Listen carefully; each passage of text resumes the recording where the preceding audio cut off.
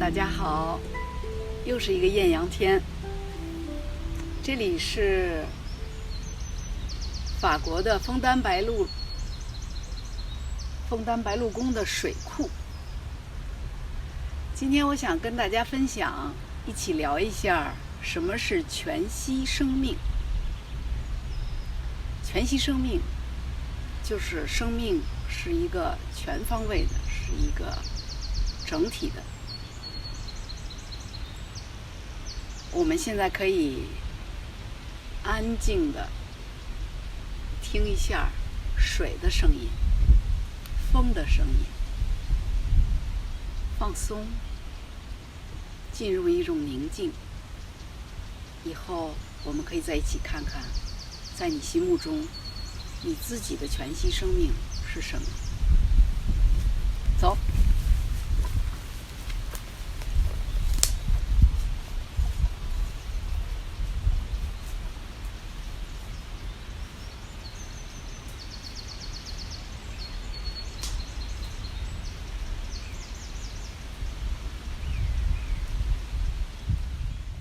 这里多美啊！要是平时可不可以这样？平时有好多人，有好多的声音。现在因为疫情，这里变得非常安静。其实我们进来是偷偷进来的，前面的路是被封的。但是呢，觉得这里太美了，真的想跟大家分享一下，我们就冒了一个风险。咱们长话短说啊，今天我们想和大家一起分享聊一下全息生命。这题目好像特别大哈，但是实际上是很简单的一个题目。我们必须了解生命的整体，因为现在人类已经到了一个非常时期。这个非常时期是人类如果不面对自己，我们生存的环境，以及我们是从哪儿来，我们是谁。人类目前在以越来越高超的科技没头没脑的开发和消耗着地球的能源。用这样的速度去消费地球的话，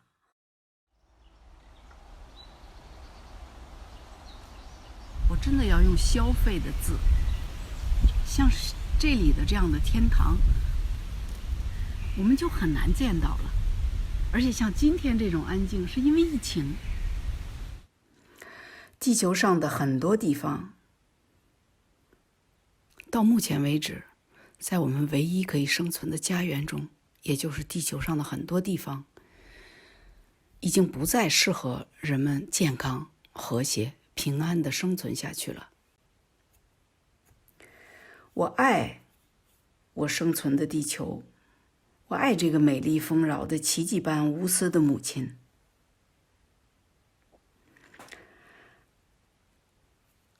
她正在与我们一起同呼吸，共患难。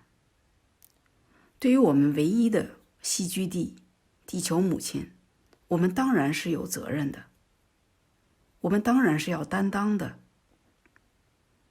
这样我们的生命才将是更有意义的。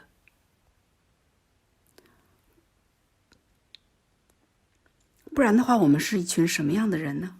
一群蝗虫一样扑过来，吃光了一切，抹抹嘴，一飞了事了吗？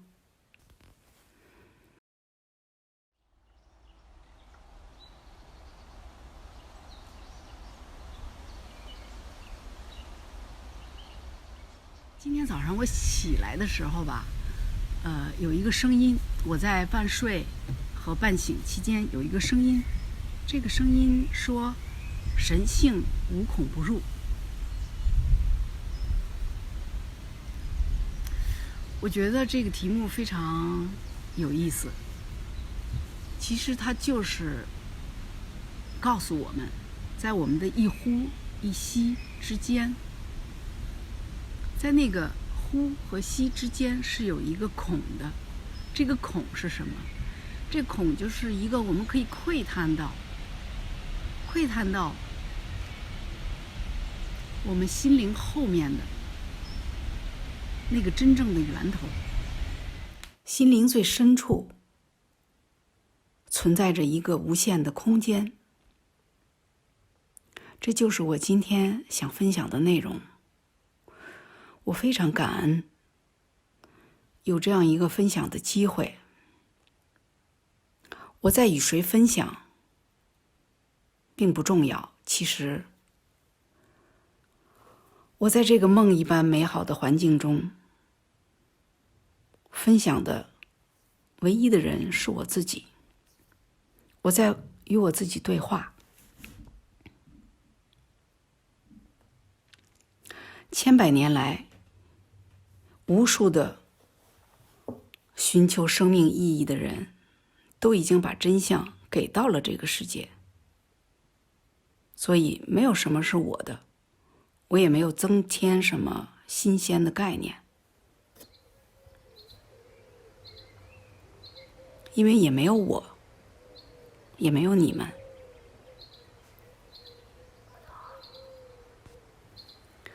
既然我们都是一体的，所以也就没有什么秘密。它就是纯意识，它是创造一切的潜能，它充满天地，也充满我们的身体与念头之中。就是说，神圣它就在这儿，它一直在这儿，它是一个无法摧毁的，在任何一个地方都是它的属性的这样一个母体，综合的母体。它就是本源。东方智慧称之为太极。太极是无形的，太极是无相的，太极是无限的，太极是无法被毁灭的。这样一个本源，太极，如果对我们说话，它会非常简单。他说：万物皆我，不管是过去、现在、未来，我永远是喜无止境的爱着我的万物。所以在我们的一呼和一吸之间有一个空隙，当我们可以明确的在生命中时时的在想，我是不是在呼吸？我开车的时候，我是不是感到自己的整个身体的这个能量场的微微的震动？我敢保证，当我们做这个练习的时候，我们可以在生活中开车的时候时时的告诉我自己，把我的注意力注意到我的腹部的轻微的呼吸上，那谁都不会出汽车事故，是绝对不会。因为什么？因为你临在。开车是一个很好的例子，那个不临在的司机，他所驾驶的那辆车，随时可以变成一个自我毁灭的机械设备。那么如果从宏观的角度去看，我们人类的命运共同体，我们可以看到这次疫情，也就是冠状病毒，从外在形式上它是看不见摸不着的。我们即便有飞机、大炮、原子弹，都无用武之地。就在全人类戒严、闭关、静心的阶段，我们可以看到大自然，我们的地球母亲得以喘上几口气。现在正值春季，天空中出现了无与伦比的美云，空气是那么透明，香气宜人。我们在枫丹白露的高速公路上看到很多动物，狐狸、兔子，有的时候甚至于有野猪。见到这些，真的是让人喜出望外。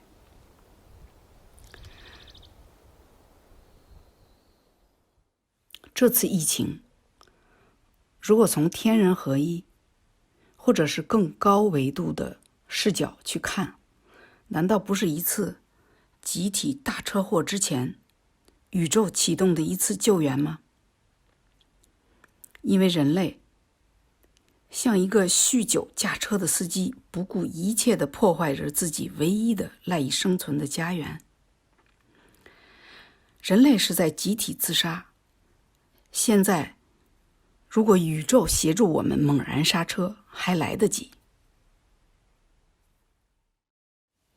我们过分的开发，我们的贪欲消费，已经使地球上的许多地方变得像肿瘤一样流着脓，像癌症一样。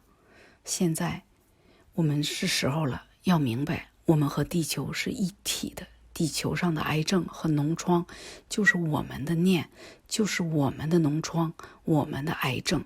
宇宙正在协助我们，在最大的恶后面一定有一个最大的善。这次看似灾难，但是我们却找到了我们的家庭，我们找到了我们的爱，我们发现我们不需要更多的灾难，我们一直都是相爱的。所以要为这个时代这个时刻祝福。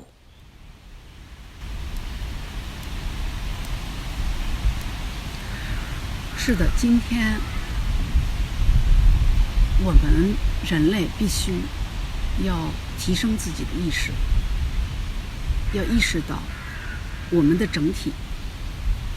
我这样比划我们的整体，其实根本就是多余的动作，但是我还是做。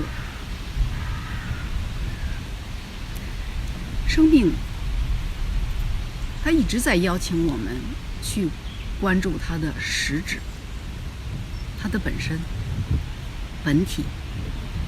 但是我们为什么做不到？是因为我们已经把生命用三维的像在任何一个地方都标上了标签。比如说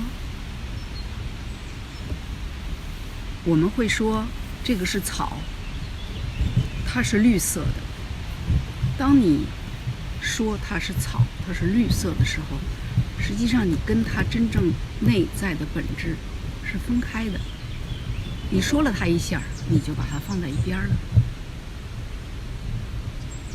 你根本就不给它专注力和感知。全息生命在告诉我们，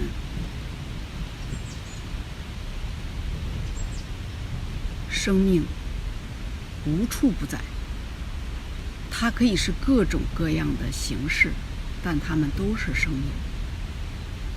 全息是在这个草的外象和我的这个介质的外象里面，有更深、更深奥、更奥妙、更广阔的无限的一个空间。人类今天正在整体的觉醒。我们仰望天空，我们观看大地，看到自己的创造物。我们问，谁创造了这些？东方的智慧体系从很早就在伏羲观天到老子的道法自然，把万物一体这个本质给到了这个世界。万物是统一的，万物无优劣，因果是互相舞动的，万物是圆满具足的，生生不息，周而复始。但是远古整个人类只有极少数的人回到了这个人类的本源之中，而西方人和东方人仿佛早已有一个盟约，让我们在高维相会。他们一步一个脚印的进军破译宇宙的工作，从推测彗星的轨道发现了星系自转曲线，后来又在引力波探测中发现了黑洞、暗物质等等吧。总之，越来越多的人都在谈论量子世界，并且把它们与自身的生活事件关联在一起。这真的是一个人类了不起的觉醒。东西方世界正在智慧的引领中拥抱合一。现在我们要对自己创造的这个世界负起责任了。当然，这不是去声讨别人、批判别人、声讨别的国家，而是要看到宇宙赐予了我们与它平起平坐的100%的创造这个世界的权利，目的是引领我们向宇宙的至高源头进化。那么我们的头脑愿意或者是不愿意，我们都是这个世界上任何事情，也就是说所有的大事小事，中国的外国的，甚至于星际的，我们都是创造者。所以我们对任何事情是要负100%的责任的。多么振奋人心的一个新的身份呢！我们既不是著名的权威，我们也不是无名小卒，我们和宇宙在一起创造了这个完美的世界。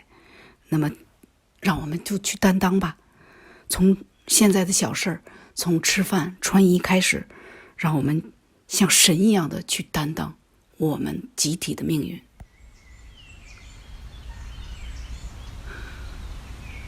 其实我和你们在一起分享的所有的东西都不属于我，我也没有发明任何哲学思想和概念，所有这些东西都属于人类，没有一个人可以独立的去思考，一个人可以独立的去生存，根本不可能。我们是一个一体的，无论你多有知识，你的知识都是从人类的宝库里而来，无论你多么智慧，你的智慧都有古圣先贤在引路。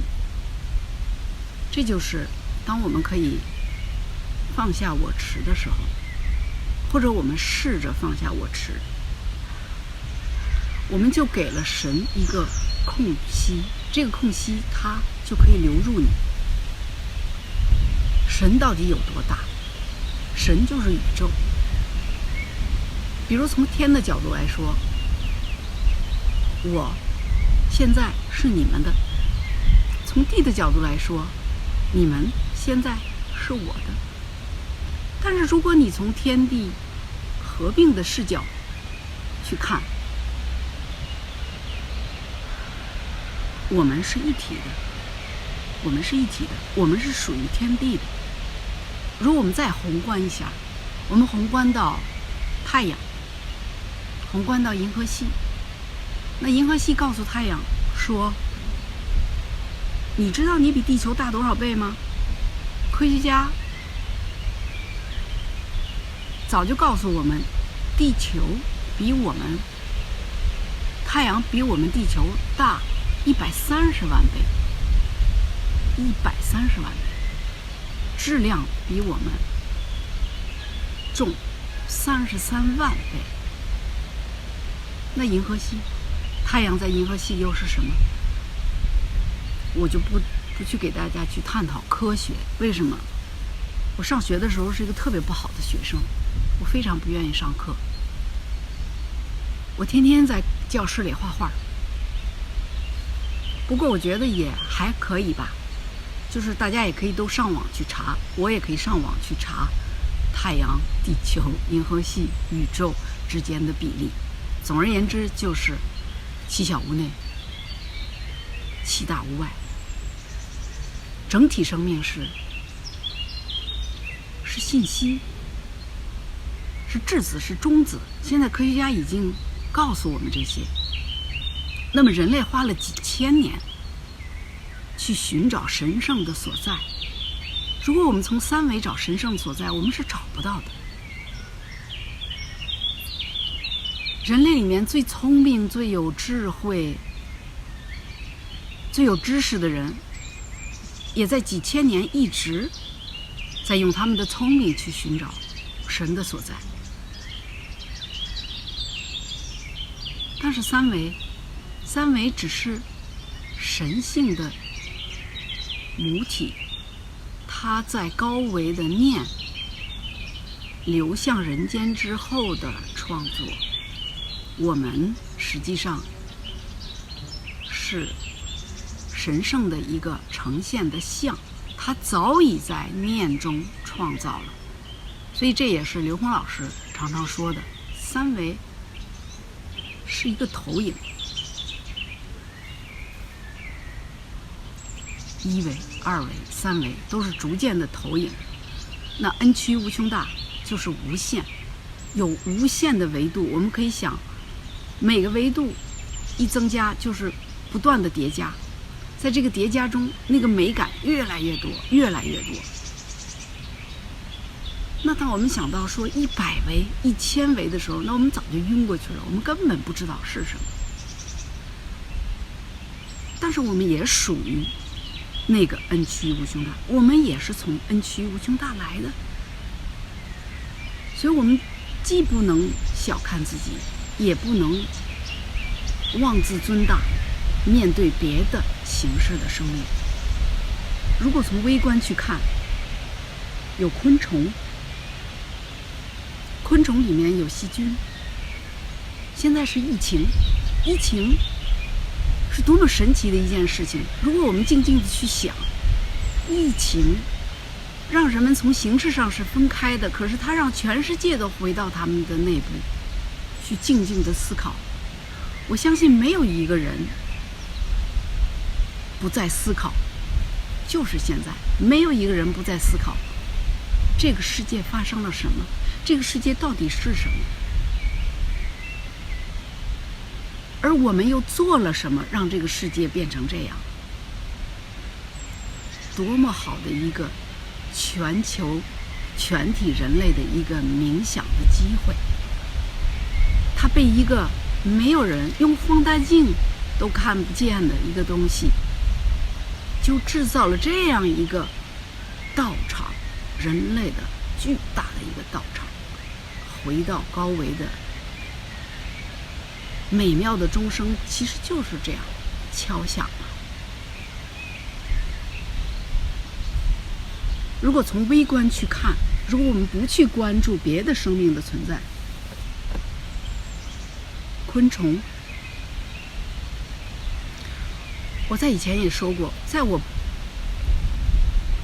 有冲突的时候，对自己有冲突的时候，我会到大自然里久久的去坐着。有的时候往往是一个昆虫，一阵风，一束光，让我突然有一个醒悟。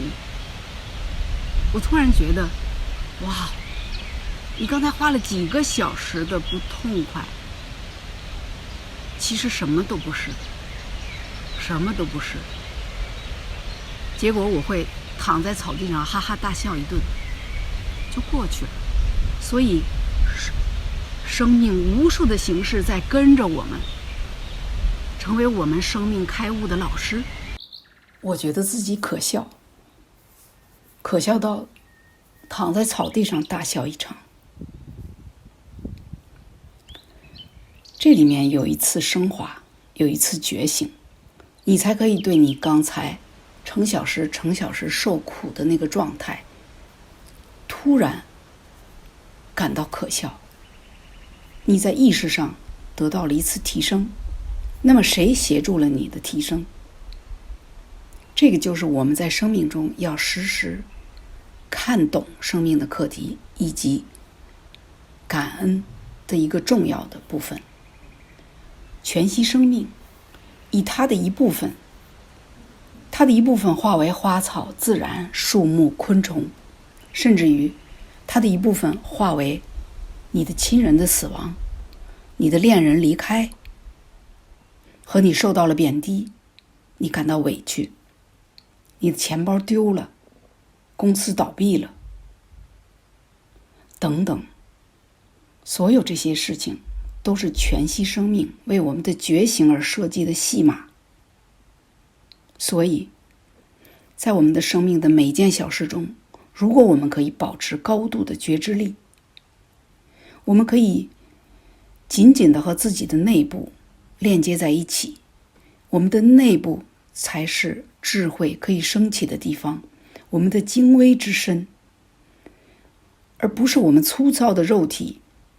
我们的细胞，它们都是高维智慧的来源。所以读懂这些生命中发生的戏码，然后感恩，因为是他们协助了我们。动物、大自然，所有这些生命场域，他们一直没有和宇宙分开，他们一直是合一的。大家都记得，中国在1976年的时候有一个唐山的大地震，在大地震的时候，所有的野生动物都没有被伤害，他们早就撤离了，他们早就离开了危险。为什么？那么在2004年的海啸中也是一样的，野生动物没有受到伤害，受到伤害的最厉害的是人类。为什么？因为我们和我们的本源是分开的，而那些野生动物、那些昆虫、那些草木花草、大地山河，它们从来没有跟它们的本源是分开的，它们静静地在这里为我们形成一个美妙的道场。现在的当务之急是我们是否还需要继续选择依靠灾难或者是逆境以及受苦来找回爱？难道我们还需要有更大的地震、更大的疫情、海啸，靠大自然的力量来唤醒我们吗？唤醒我们内在深藏的意志。所以现在就放手，放手对别人的剥削、占便宜，改变方向，去给予，无条件的给。现在就去爱，爱自己的兄弟姐妹、邻居，甚至陌生人。现在就停止对大自然和动物的残忍，去拥抱你有机会可以拥抱的所有人